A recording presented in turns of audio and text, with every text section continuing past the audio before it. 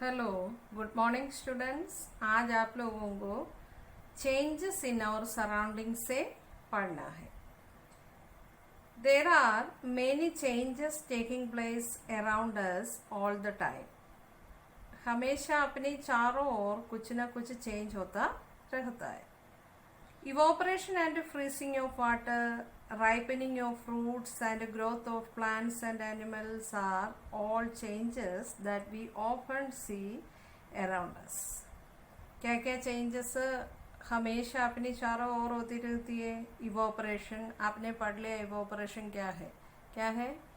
Liquid चीज गर्म होने से भाप बनने का प्रोसेस को क्या बोलते हैं? इवोपरेशन बोलता है। और फ्रीजिंग भी अब आपने पढ़ लिया। एक एग्जाम्पल क्या है? पानी से आइस बनने का process. Freezing of water, ripening of fruits मतलब फ्रूट्स पक जाना, and growth of plants and animals, plants और एनिमल्स का ग्रोथ होना, ये सब अपनी चारों ओर हमेशा होती रहती है। We can categorize all changes into two main types, physical change and chemical change. ये सारे जो चेंजेस अपने चारों ओर होती रहती है उनको अपन दो मेन ग्रुप में कर सकते। क्या क्या है? Physical change and chemical change. मतलब फिजिकल चेंज और केमिकल चेंज ऐसे दो ग्रुप में सारे जो चेंजेस है उन्हें ग्रुप कर रखा है। समझ में आ गया आपको? Physical change. In a physical change no new substance is formed. Physical change में कोई न्यू सब्सटेंस प्रोड्यूस होता नहीं। We can easily get back the original substance. Original substance को वापस भी मिलता है। For example, water becomes ice on freezing. क्या है? एग्जाम्पल में क्या दे रखा है? पानी फ्रीज करने से आइस बन जाता है। The molecules in ice are the same as that in water. Ice में जो मॉलिक्यूल्स है और वाटर का मॉलिक्यूल्स है दोनों सेम है। The ice can change back to water on melting. Ice वापस मेल्टिंग से पानी बन जाता है। Therefore this is a physical change. इसलिए एक फिजिकल चेंज है। क्या है फिजिकल चेंज? फिजिकल चेंज में कोई न्यू सब्सटेंस प्रोड्यूस होता नहीं है और जो सब्सटेंस है अपन को ओरिजिनल सब्सटेंस है वो वापस मिलता भी है। मतलब अभी बताया पानी से आइस बनना, और इसमें पानी से आइस बनने में कोई न्यू सब्सटेंस प्रोड्यूस नहीं हो रहा है। आइस और वाटर दोनों का मॉलिक्यूल्स सेम है और आइस को पिघलाने से मतलब आइस पिघल के वाटर भी बन जाता है। मतलब ओरिजिनल सब्सटेंस अपन को वापस मिल रहा है। इसलिए इसको ये क्या है? किसका एग्जाम्पल है? फिजिकल चेंज का एग्जाम्पल है। Blowing a balloon, tearing of paper, folding a dress, breaking of a glass, and mixing of sand and water are some more examples of physical changes.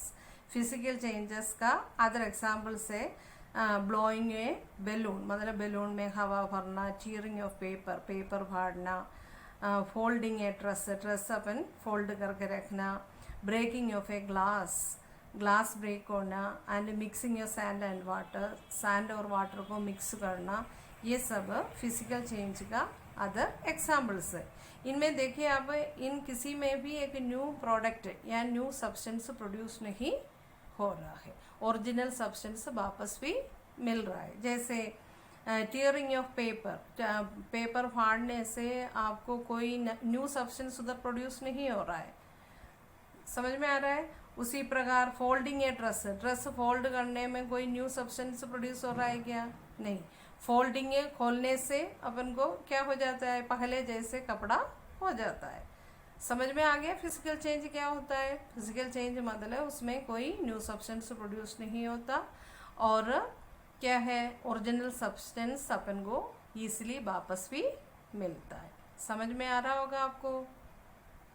Next आपको समझना है chemical change.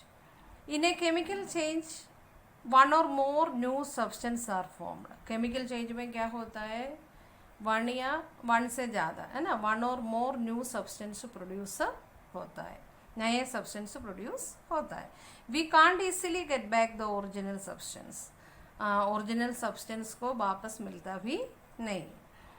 Burning a piece of paper gives out smoke and ash. आपको मालूम है paper burn करेगा तो उसमें से क्या निकलता है, स्मोक भी, स्मोक निकलता है, और वो बाद में क्या बन जाता है, पेपर आश, राख बन जाता है।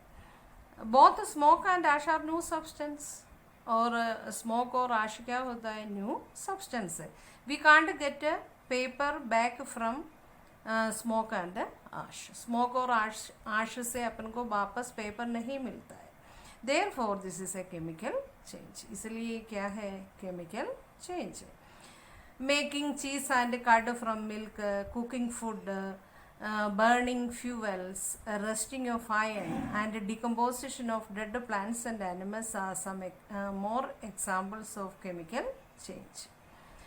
इसी प्रकार क्या है, दूध से कर्ड और चीज़ बनना, फूड पकाना, और फ्यूल्स बर्न होना, रस्टिंग ऑफ आयरन मतलब जो आयरन चीज़ों में जंग लगना, और प्लांट्स और एनिमल्स, डेड प्लांट्स और एनिमल्स का डिकम्पोजिशन, सड़ना, ये सब केमिकल चेंज है। ये जो भी बताया वो सब होने से क्या होता है, न्यू सब्सटेंस प्रोड्यूस हो रहा है, और ओरिजिनल सब्सटेंस अपन को वापस नहीं मिल रहा है। समझ में आ गया आप लोगों को? ऐसे अपना ये लेसन इधर ख़त्म हो गया, बाकी न्यू लेसन अपन नेक्स्ट क्लास में पढ़ेंगे।